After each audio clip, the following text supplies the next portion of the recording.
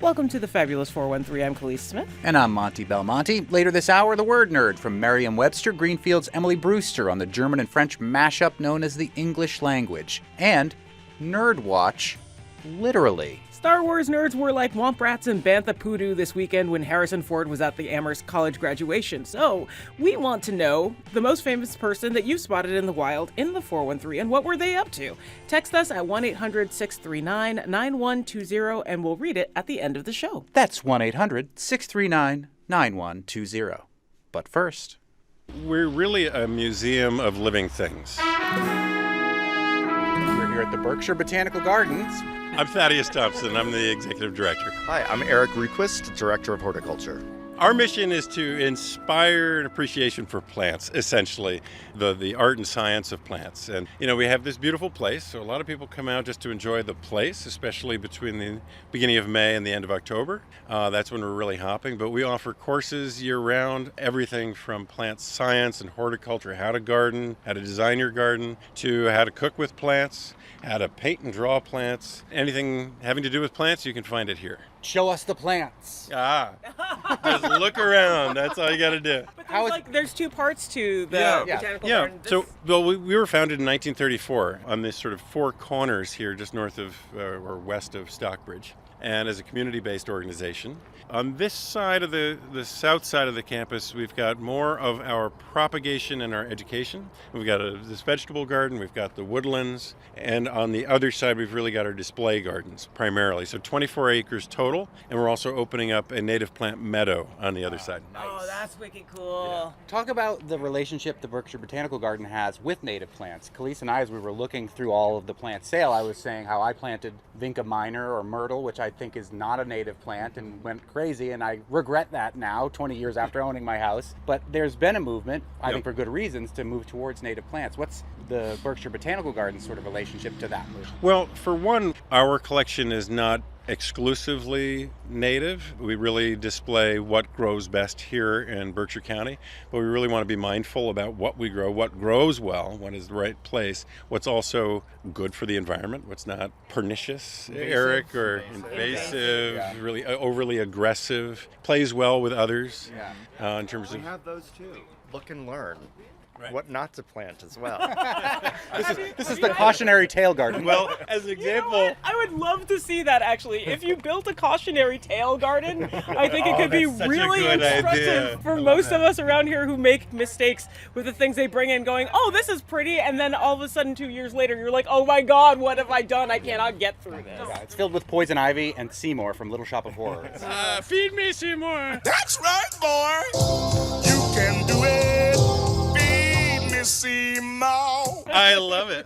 That's a great idea. But here, for example, if you look over there, we got something called Pedicites that several people referred to as their favorite invasive. It's this beautiful leaf very and dramatic. It's like hostile. And it's been here for a long time, and we got to figure out what to do with it. Near your parking lot too. I can see you digging through it and just being trying to excavate around it. I don't know when Pedicites was first planted here, maybe 20 years ago. Wasn't considered that way. Now it's part of this landscape. We have to decide whether to eradicate it or control it. Yeah, I mean, just on the street, the Fletcher Steele designed garden at Namkeg has it as a major feature because it was originally used in the Chinese garden, and they said, because it was outgrowing the Chinese garden, he's like, oh, just keep 3 and throw them over on the bank, and it's become this complete, and it's a major feature because it really is so dramatic looking, but it's totally overcome this entire area of a stream from one end of the block to the other. So there is a cautionary tale garden just right down the street. Exactly. Preferably located elsewhere. That's right. Yeah. Besides this, have you had problems with other invasives on your grounds? I mean, there's really goutweed, for instance, is definitely sold in the trade in the early part of the last century. So it's definitely out there, and it's gonna stay here. I mean, it's a tough one to get rid of. Yeah. So we try to outcompete the things we don't want with things that we do want, and that's kind of the meta. The Japanese butterbur, Pedicites japonicus, is actually growing right through the goutweed. So there's a cautionary tale garden right there. What is the enemy of your enemy is your friend? So should we look at the other the gardens that people come out to come see? Yeah, go take a walk. Yeah. I've sung to your vegetables before. Lisa's band has played here. Have you really? Did you do a Music Monday concert? Or No, we were out for the food bank event here, and then we got to play your fall festival. Excellent. Yeah. I hope are you going to come back again this year? Like, they seemed not ready for as many people as my band had. We could build a bigger stage, you know. So we're walking by your vegetable gardens. Yeah, Eric, how many do we have? 40 beds? 60, I believe. 60 beds. Beautiful display of vegetables. You're walking between our two greenhouses here, so where we do propagation and a display conservatory over there, small. I also love the little structures here. You know, you've got this cute little, what looks like a dollhouse near one of the greenhouses. You've got this log cabin. I saw this gorgeous siding that was, you know, planed, but in really interesting patterns. Yeah, well, that. So right now, we've got a lot going on. What you're referring to, I think, is Adirondack siding in the new camp building. Yeah, on the other side over there. So we have a really popular youth camp, 4 to 12. It's Farm in the Garden Camp. Come out here between June and late June and August, and kids are really engaged with the land. And we have some farm animals. We are building a new building for them. It's a beautiful timber frame structure, real artisan craftsmen who built it. And then out front you've got, and there are 7 species of different wood in there, really chosen for their beauty and locally sourced. And then this black locust pergola classroom outside. And then we're building an amphitheater up in the woods here. So that's what's going on this side. That's where Khalees's band can play. Absolutely. Yeah. So what got you involved in plants? I have a fine arts background, but quickly realized after graduating that I probably wasn't going to make a living sculpting.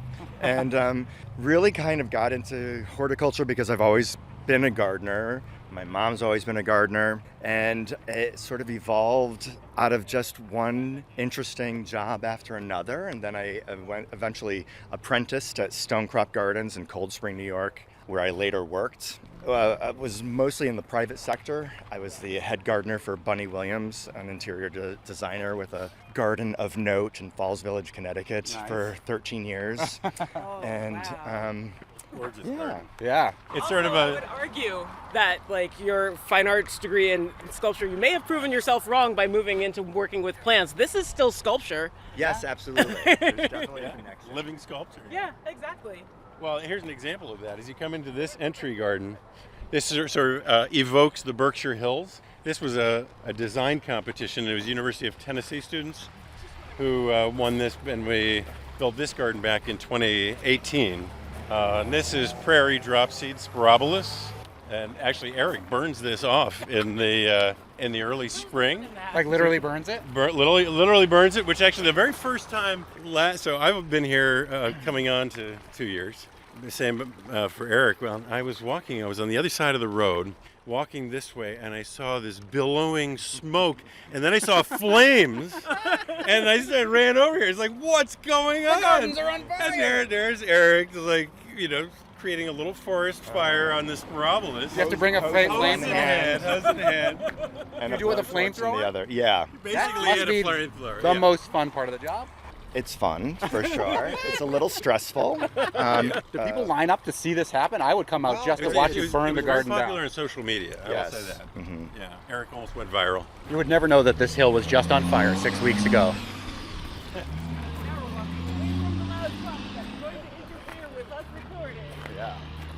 So this is the center house, and we have an art gallery over here. So we have art shows all through the year. We rotate artists about every 4 to 6 weeks, and we have a lot of art around, sculpture around the property as well. Some years we have an outdoor exhibit. Right now we have an artist, Anastasia Trina, who is sort of inspired. You can see a little bit of her stuff up there. Oh, wow, cool. Sort of fairy inspired. She does glass work, pâté de verre technique, which she fires up in her own kiln.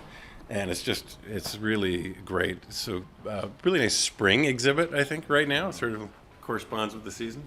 And then this green wall, which Eric's staff takes care of, I think it's just pops right when you come into this building. Yeah, it's amazing. And there's artificial light, so that kind of glows into the evening, so that's really a nice advertisement actually from the road. So Yeah. it's great.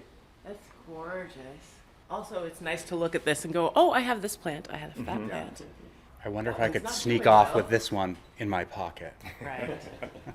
Each of these are individual buckets, so technically you probably could, but they're a little hard to get off. I've already cased the joint. So we did a lot of classes in here. We've got the teaching kitchen or demonstration kitchen in this other space. You know, we get a lot of great local chefs who come in, and we also do things like wine tastings and so forth. But this is a great classroom for anything. The light in here is really wonderful, so a lot of art classes also take place in here. And it overlooks the oldest surviving garden at the garden, which is the herb garden, in 1937. And we have this group of volunteers, the herb associates, and they actually help maintain the garden with the hort staff, and they also harvest the herbs and make herb mustards and dressings and herb salts and all kinds of things like that. And this year I think they're going to be making shrubs. Another shrubbery! Not the plants, but the thing you drink. Perfect for your boozes. Yes. Or not boozes. They Right. make really you make good them spritzers. virgin, yeah. like with just Spritzes, seltzers. yeah, all Lovely. good. Back outside. Eric, you want to tell them about what you did here? Sure. So, like Thaddeus said, it's one of our earliest gardens, and it's been since the 1950s, has been largely taken care of entirely by the herb associates. And so this has been a group of people who have come here with their mothers, and taken care of this garden. And it's something that they take very, very seriously and take close ownership of. And the first thing I decided to do was completely redo it. I bet that made you a popular person with Yeah, them. I was like stepping on eggshells for a bit, but Which it can was be good in really your garden. successful. It had originally grass paths and kind of like dinky little stone edging, and so in order to flatten the paths out, and I wanted to incorporate gravel, which I thought would be better horticulturally culturally for the herbs, I had to sort of replace all the edging stone to a bigger scale stone so I can really flatten those paths out. And it's been a great It looks more success, and presence. people are It's really really happy great. with it. Yeah. So it was something that was a fairly quick and easy fix and high impact for my first project here. So And all the generations of herb gardeners forgave you? they all forgave me. Forever I dedicated think, to Eric. yes. They're all happy with it. See, change is good Yeah, sometimes. change is good.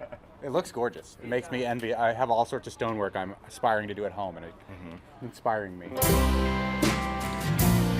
Coming up, how is climate change changing things at the Berkshire Botanical Garden? More with Thaddeus Thompson and Eric Ruquist on the way.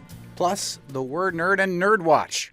Did you see Harrison Ford in Amherst during graduation weekend this past weekend? If not, who is the most famous person you've spotted in the wild in the 413? And what were they doing? Text us at 1-800-639-9120 and we'll read it at the end of the show, unless you sounded like a crazy stalker. Don't send us those stories. You're listening to the Fabulous 413 on NEPM. So, Eric, what's your favorite part of the garden / favorite part to work on?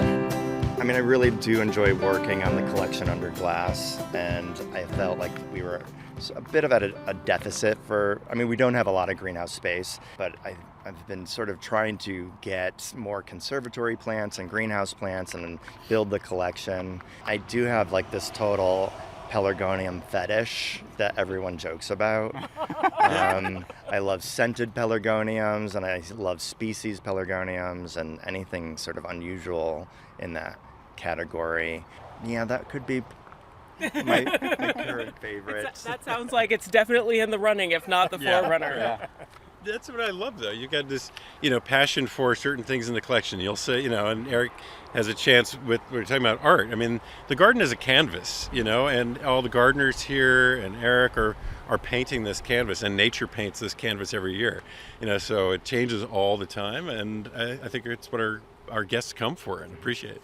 We're here at the Berkshire Botanical Gardens. I'm Thaddeus Thompson. I'm the executive director. Hi, I'm Eric Ruquist, director of horticulture. This is the native plant meadow. This is the opposite of the cautionary tale garden. This is what we're Right. all trying to get back to Well, there- when we can. There's a little bit of the cautionary tale in here because we first had to, kind of get rid of the invasives. So what happened, a 3-year project of establishing this meadow. So we're going to have the official opening of the meadow in August of this year. So we're really excited. We have about 170 species or so of native plants. And even getting to the issue of what defines native sometimes is kind of complicated. So that was quite a bit of discussion here about the meadow. I see a lot of meadow gardens out there that are very prairie and western native. And so they're very dramatic. They're, especially in late summer, early fall, and all those yellow Asteraceae plants are at 8 feet tall, and it's just sort of like enveloping you as you walk through the paths. But this is more of a Berkshire native, and occasionally there's some New York State natives. So it's very specific to those the New Yorkers, area. they like to believe they're from here, even That's though right. they never will be. Before you know it, they're going to take over this meadow. They're going to take all the choice parking spaces too. Your lawn is really integrated in a really cool way. Like, it's always fun to see. Well, I like it a lot more, and so does my body since I'm a little allergic to grass, when lawns have more than just grass happening. That's a Housatonia. But don't put the goutweed in. No, Again. don't put goutweed on your lawn. With the native plant meadow, it's about the aesthetics of the meadow ultimately, but as much about the biodiversity of it. Hoping to have a good environment for our pollinators and lots of birds. I mean, we've had a decline in bird species over the last 40 years of about 50% or so. I mean, it's just the numbers are startling. So, really want a beautiful area, but also just a really rich area from an ecological point of view. Speaking of an ecological point of view, has the museum over the course of its history tracked or been able to trace anything climatologically that's changed in the time that you've been open? Are things that were traditionally working well in the Berkshires not working as well? I mean, if you go to wine growing regions of the world, they've had to incorporate new grapes, even in like Bordeaux. What about here in the Berkshires? I can't actually speak to the collection here. I don't know if Eric can, but I will say I was involved with what is now New England Botanic Garden before, and we actually saw how climate change there was affecting the heritage apple orchard that we had. We saw southern pathogen come up that was not previously present and decimated the heirloom apple collection. And it was interesting to be able to talk about it and say, this is a pathogen that really didn't survive our winters previously. So I know that gardens across the country are seeing things. I'm not sure what I could point to here, but except the presence of a lot of invasives. Right.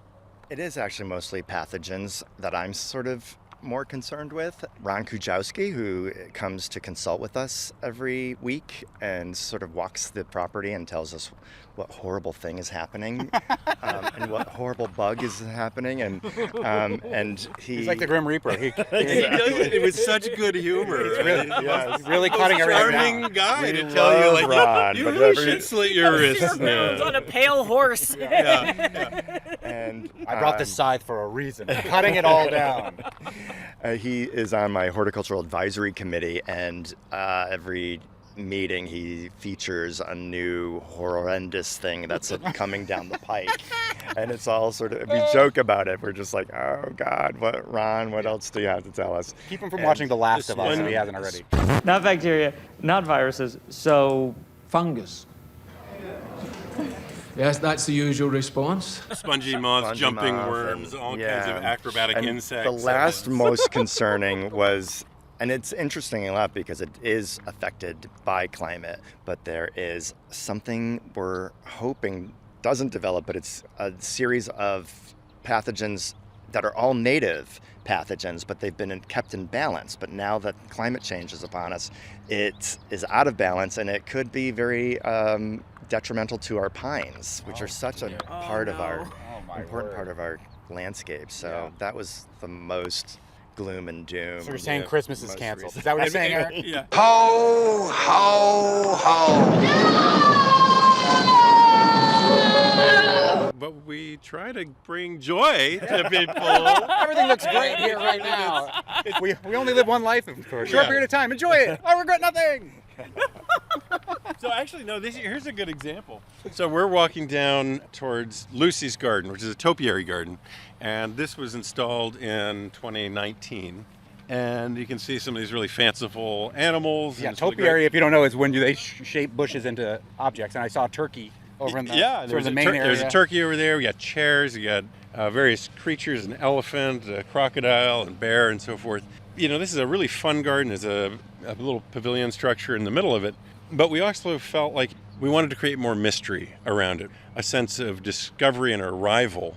So Eric's been working on a design for a hedge around this that would really be like a labyrinthine hedge going up, extending this way, and become a big feature of the garden. Because of the concern for beech leaf disease, and this is surrounded by a copper beech hedge, we've come to a really neat compromise solution, expanding some of the copper beech, but adding the Carpinus betulus that is not threatened. I'm going to talk about that. That's a really cool solution. Well, yeah, I mean, there was a number of factors. We have the prospect of having this beech leaf disease coming through. It hasn't reached the Berkshires yet, but it's sort of coming down the pike. Quite literally. Yes. Yeah. We already have existing beech on the property that I'm going to move because I really like the idea of encircling the topiaries with red foliage. And as it happens, I actually couldn't get enough copper beech to do the whole hedge, so it worked out well. And so I ended up getting a 700 bare root Carpinus betulus, European hornbeam. And so what will happen eventually is you'll be walking, serpentining through this labyrinthine hedge of green, and then it opens up into red foliage and topiary animals. Amazing. So, and I can already imagine it. And you and the radio can imagine it too, because you can't see it anyway. So we'll all imagine it together. And the topiaries are really a fun feature. I sort of grew up watching them because I knew Lucy for many years. And so they're kind of sentimental to me. I have lots of memories of them. But it's sort of like weirdly placed in a more naturalistic setting of the garden. And so in order to sort of make them less incongruous in the landscape, I decided to make this labyrinthine hedge, sort of encircling it. What happens oftentimes is that people discover it and they're like, oh my God, there's an elephant and peacocks. And they're just sort of like, what is this doing here? And so this is sort of just to sort of reinforce that sensation of discovery and surprise. And this, just so you know, doesn't usually look like this. Yeah. This is, this is garden in evolution. Yeah. We had the Martha Stewart cottage garden here. So she had designed a garden for us that was sort of elaborated over time. We've picked Did up Snoop the shed. Dogg or Buddy plant a garden over we there were with talking other about types of Snoop. plants? Maybe like this. It's the Snoop cottage garden. So I can show you my vegetables and see if you can grow that into a real big vegetable. It is at the moment the Martha No More Cottage Garden because we've moved the cottage, but that cottage is up there with the green roof.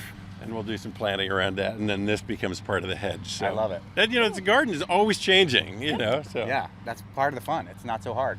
A little harder to change a sculpture, but you're sculpting with these things that are a little bit more malleable. Yeah.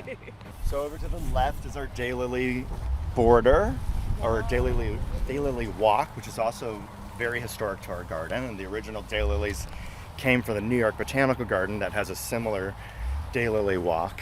It goes from species daylilies at the top and chronologically different cultivars, and they're all signed. And so a lot of people, it's sort of funnily interactive because a lot of people are like, oh, look, let's find our wedding anniversary, or let's see what my son's birthday and what cultivars, on my birthday or whatever. So it's really kind of fun. That is fun. And it is, right now it's all daffodils, but daffodils will eventually be overcome with Hemerocallis daylilies, and it's a great display.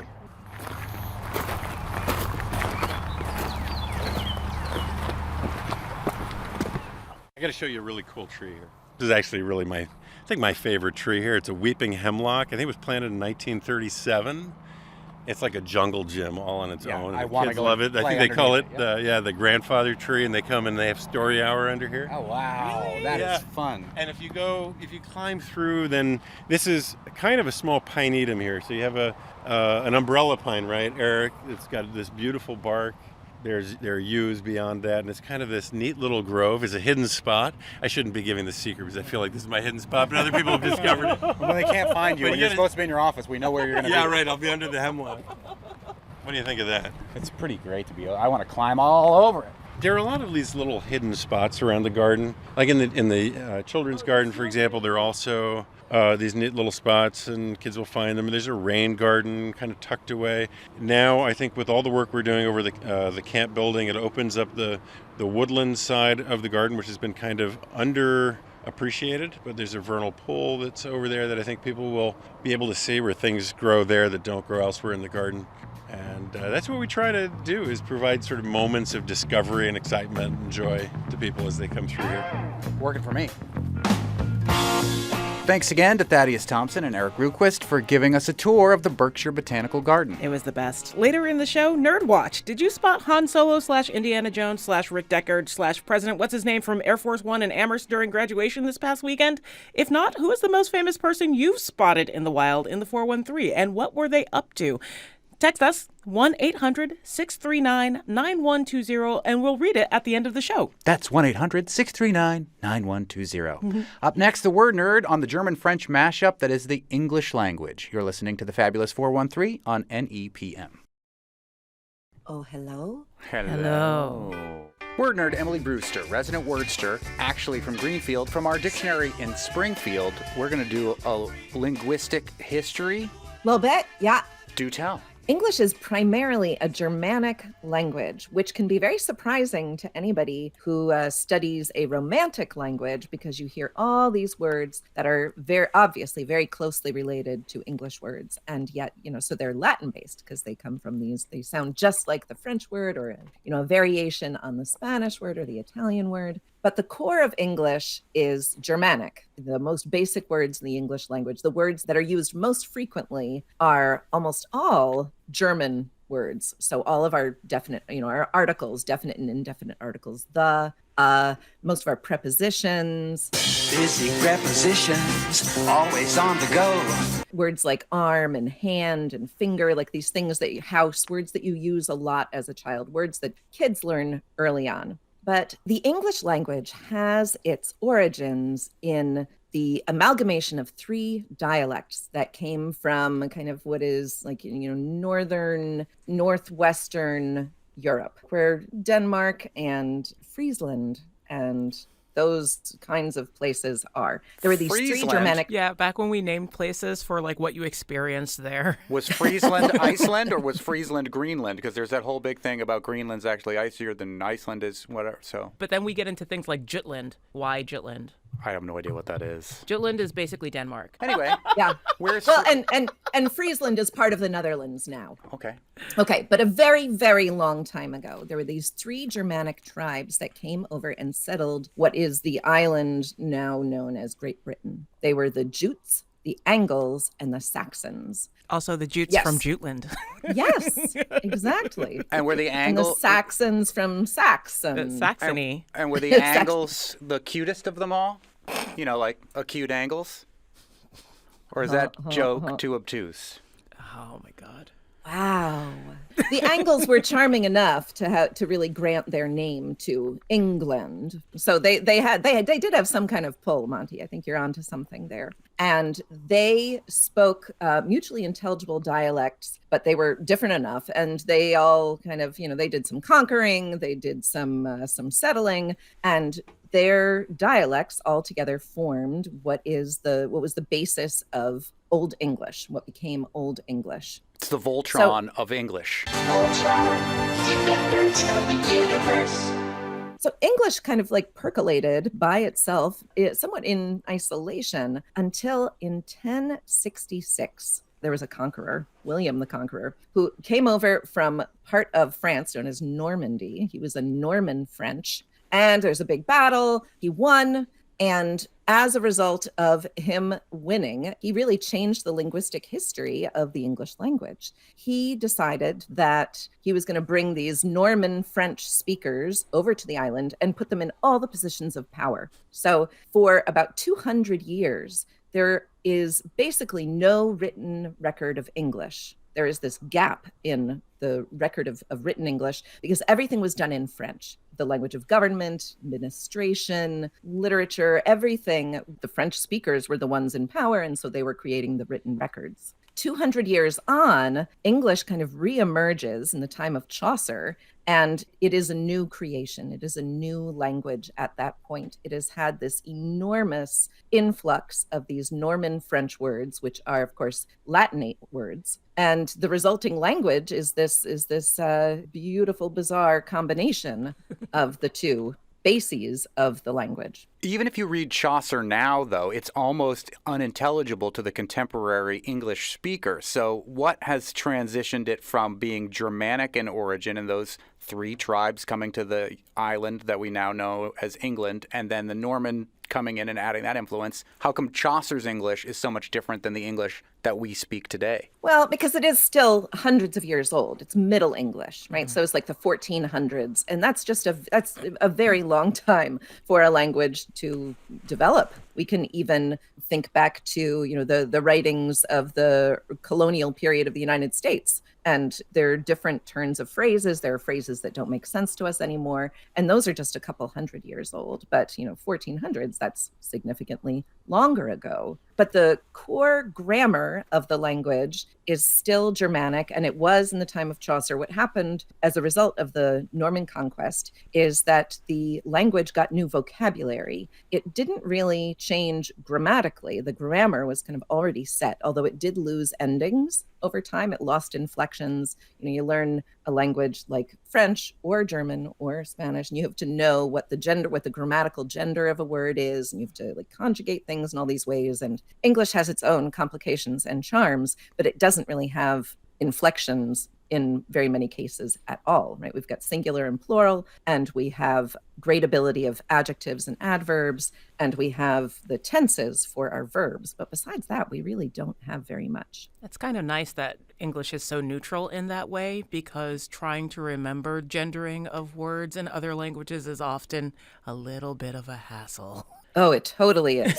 Yes. Yes. One of the interesting results of this kind of dual basis starting around, again, and as a result of the Norman conquest. Thanks, Battle of Hastings. A.J. Hastings in Amherst? Oh, they went out of business, I think. That's sad. Always for the local connection, yeah, even to 1066. Tie it in. The dictionary in Springfield, Merriam-Webster. Sorry, continue, Emily Brewster. Fabulous 413. This is why we are here. Shout out. But one of the really fascinating things is how English absorbed words. It took on additional terms for existing things.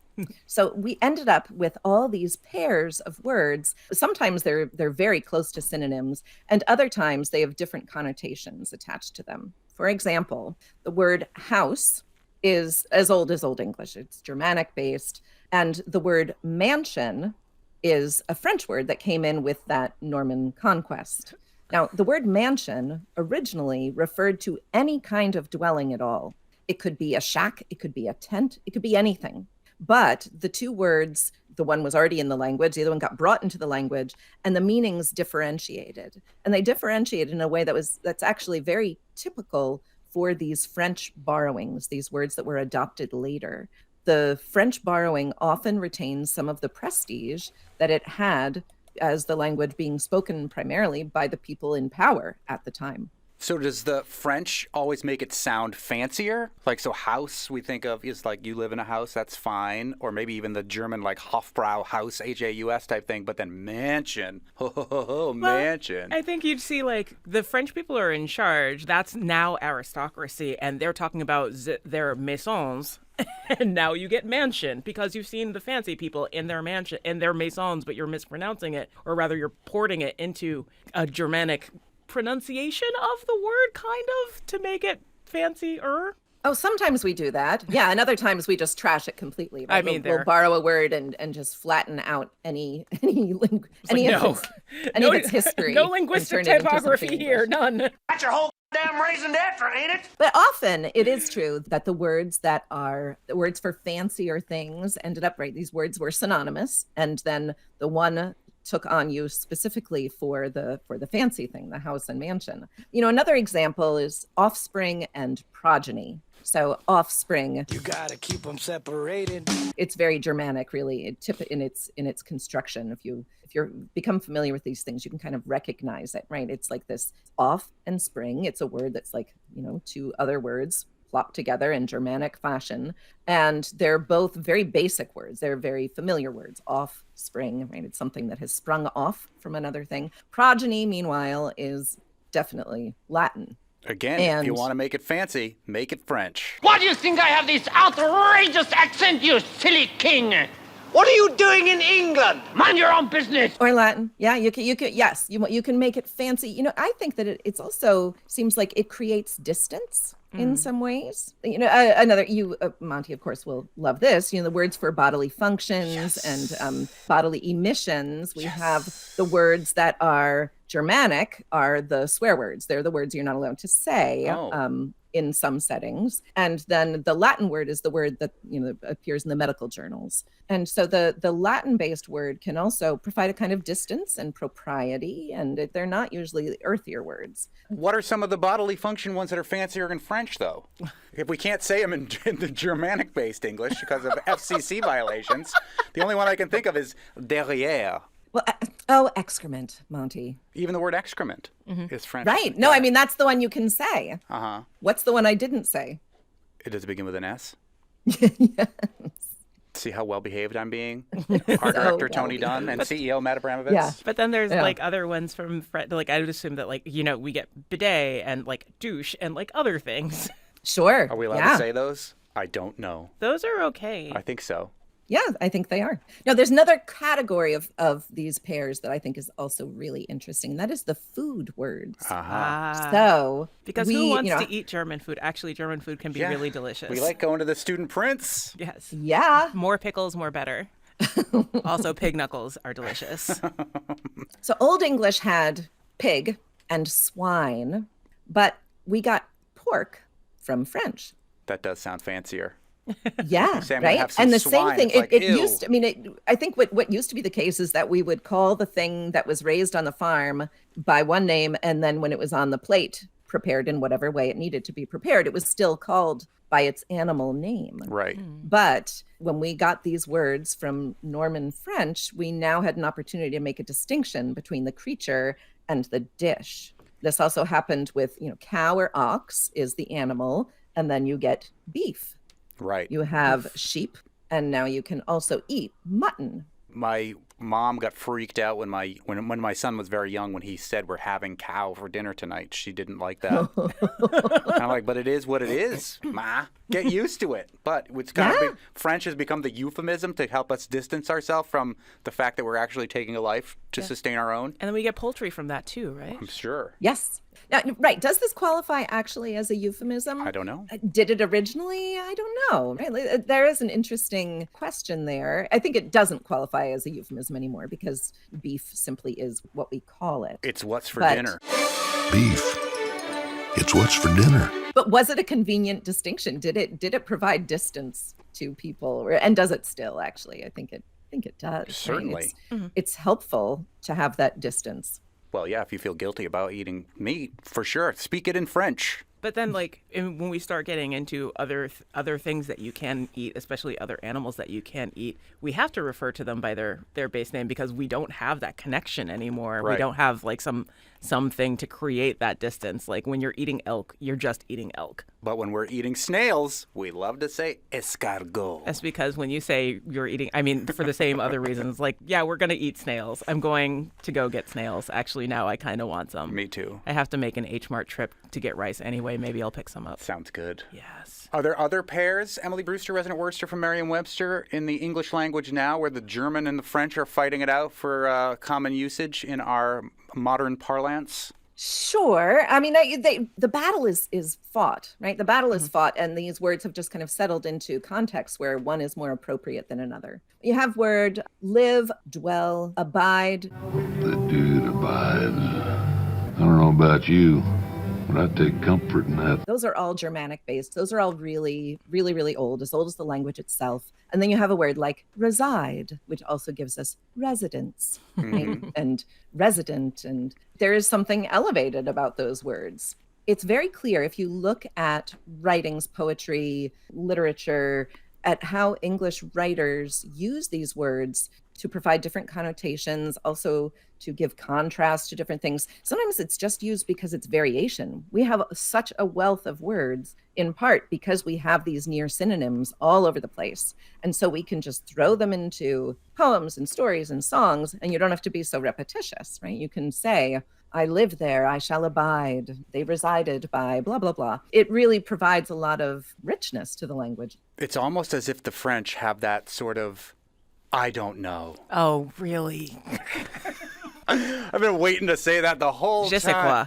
I know what. Anyway, are there any grammatical things that we held on to or that we shifted towards French as opposed to keeping the Germanic style of doing it?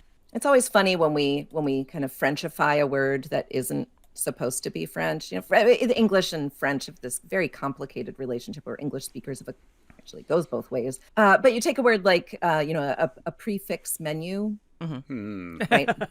We as English speakers, we know it's French, and so if we don't know the rules of French, we will say prefix, right? But it's actually, as I learned from my colleague Peter Sokolowski, Shameless plug. that it is prefix. So don't try to sound fancy by saying prefix because you're incorrect. Well, I mean, sure, try to sound fancy. I don't know. But if you want to be true to, if you want to actually pronounce it the way that a French person would, then that's what you got to do. You say prefix, and then somebody will ask you if you actually mean appetizers. Pre, post. There's a lot of prefixes that you can use. Antipasto.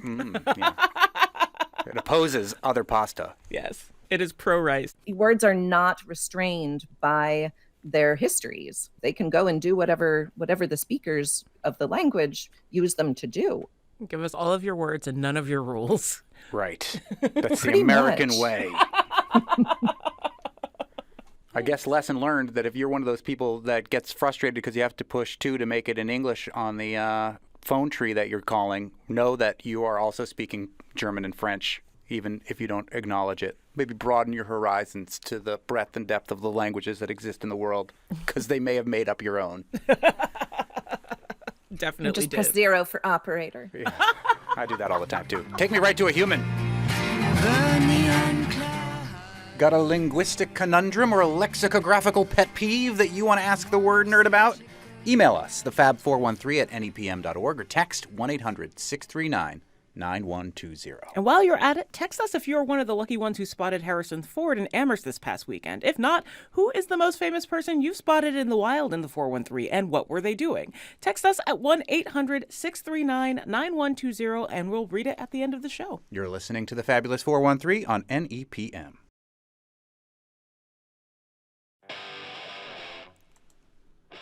Welcome back to the Fabulous 413. Article from Mass Live. Dateline, Amherst. Written by my friend Dave Eisenstatter. Actor Harrison Ford took in the sights at Amherst's regular farmers market on Memorial Day weekend. While not necessarily the wretched hive of scum and villainy that Ford's character Han Solo encountered in Star Wars at Mos Eisley, the market does have a number of interesting characters. Saw a lot of social media buzz over the weekend about the fact that Harrison Ford was in Amherst. Mm-hmm. So it seemed only appropriate they would say, maybe... He had Vietnamese food. Yeah, tell that story. Oh, no, there's no story. There's just, there's a receipt from Saigon in Amherst, and there it is, with his name down at the bottom. They blacked everything else out so that you can't, go tracking anybody. But, it's just really cool to see where, to, follow him like Sasquatch accidentally. It'd be interesting to see. I want to go look that up now to see what he ordered at Miss Saigon. And I did hear, I think it's in the same piece in Mass Live about his Antonio's pizzas that, yes, various slices at Antonio's.